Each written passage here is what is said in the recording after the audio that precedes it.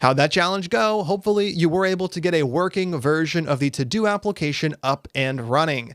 We're going to start this process together by converting the filters.js file, and we'll be continuing on with the conversion process in the next video as well.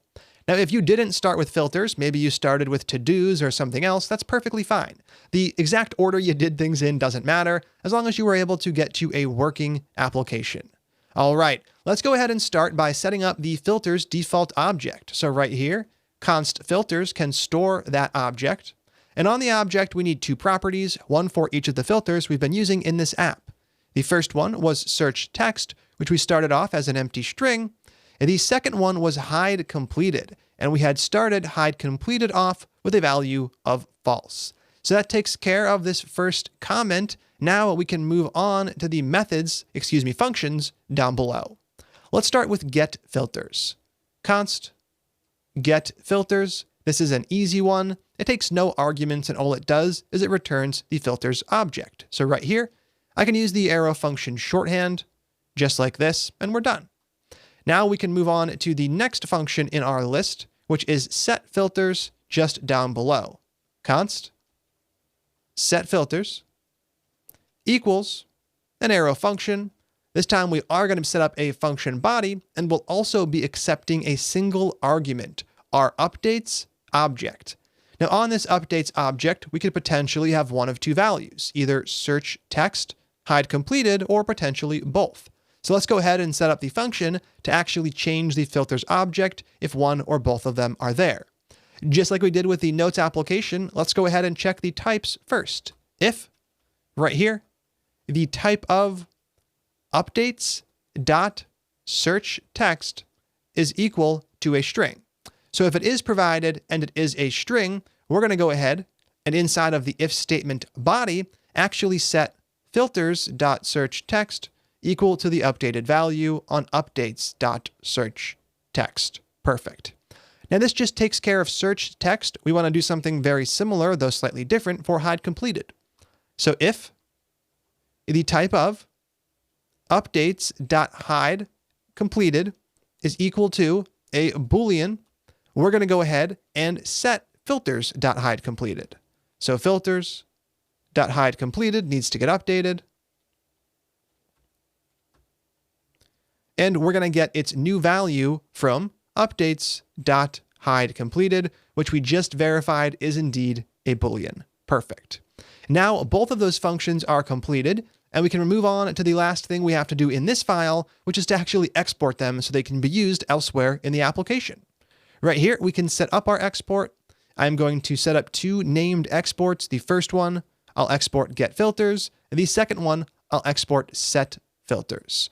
Now at this point, I like to actually test that this code is working before writing even more code and getting further into the project. I'm going to do that by importing both of these in index.js and actually testing them out. I'm going to leave the comments up top for now, since the code that we're about to write won't live around for the entire application. I'm going to import those two things, get filters and set filters. And like we did for the notes application, we're just going to make sure they work. So right here, I'm going to get them from /filters. Let's go ahead and start by getting the filters. Then we'll try to change them, and then we'll get the new filters values. Console.log to print something. I'm going to print whatever comes back from calling get filters. Then I'll take this line and copy it and paste it 2 lines below. Right in between, I'm going to try to change the filters. So I'll call set filters once again. With the updates object, I'll try to change both of them. So the search text, I'll set that equal to something like Philadelphia.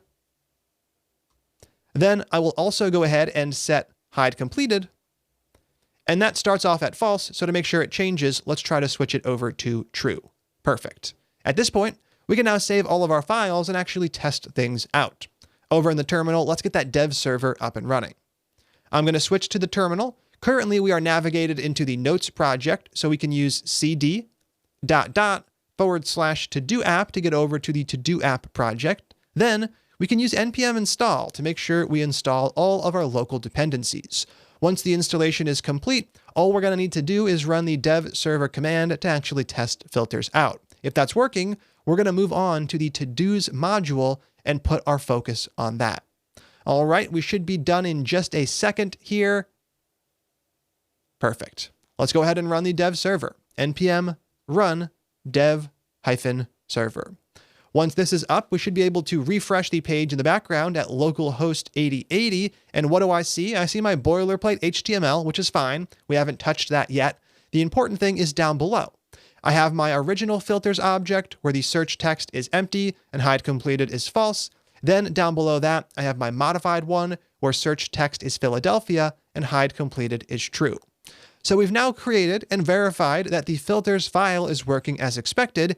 Next up is the slightly more complex but totally doable todos.js file. Many of these functions already existed in the old project, so you could have copied them from the to-do functions file and repurposed them. Maybe you wrote everything from scratch. Either way gets the job done. First up, let's go ahead and create our array. So let to-dos equal. We're going to set it up to start off with an empty array. Then we can focus on load to-dos down below. The goal of load to-dos is to load those to-dos out of local storage and then change the value of the to-dos array. We can grab the getSaveToDos function and repurpose that to fit our needs. I'm going to go ahead and copy that function over to todos.js and then repurpose it like we did with getSavedNotes when we converted the Notes application. So right here, we're first going to change the name to load to-dos. Then down below, I'm going to set the to-dos array equal to the parsed JSON, or below that, I'll set the to-dos array equal to a new empty array. Awesome. So load to-dos is now all done. Next up, we have save to-dos. Save to-dos is just going to be taking this data in this array and saving it. Over in the to-do functions file, we have a very similar one right here. I'm going to copy things over to the new file. It's already called save to-dos. The only thing we need to change is that instead of expecting an argument, we don't expect an argument. We just access the to-dos array right here, which is indeed in scope. Perfect. Next up on our list, before we actually test things, is going to be getToDos. GetToDos didn't have a companion in the old project, but we can go ahead and create one since it's super simple. Const getToDos equals a function that takes no arguments, and all we do is we use the arrow function shorthand to return the to-dos array. That takes care of save to-dos and get to-dos down below. Now, before we actually go ahead and test anything, let's knock out create to-dos so we can actually go through the process of creating some data and then using the rest of the functions to make sure they all work. Right here in the to-do functions file, we actually didn't have a version that did that. We never had a function that did that. It was something we manually did over inside of to-do app. If you remember, we had gone ahead and pushed something onto the array, then we saved the to-dos. We're going to have to do something very similar, though in this situation, we're going to be creating a function that gets that done. So const create to-do. I mentioned that this one should indeed take in the to-do text, then it needs to add something to that array and save things. Now we are going to have to use the UUID library here, so let's go ahead and make sure we install that first. I'm going to switch over to the terminal, shut down the dev server, and use npm install UUID at 3.2.1. Once that command finishes, we'll just start up the dev server once again, and then we'll finish off the create to do function. Actually, we can just start things off. Well, never mind. It just finished. I was going to say we could start things off while it's running, but it finished very quickly. I'm going to restart the dev server. Over here, let's go ahead and actually knock this one out. So once again, we are still going to be pushing something onto that array. So todos.push. That thing is going to be an object, and on the object, we're going to have the exact same properties we had before. We had an ID, which was a UUID, so we have to import and call that function. Import UUID v4 from UUID /v4. Now we can call the function right here, UUID v4. Perfect.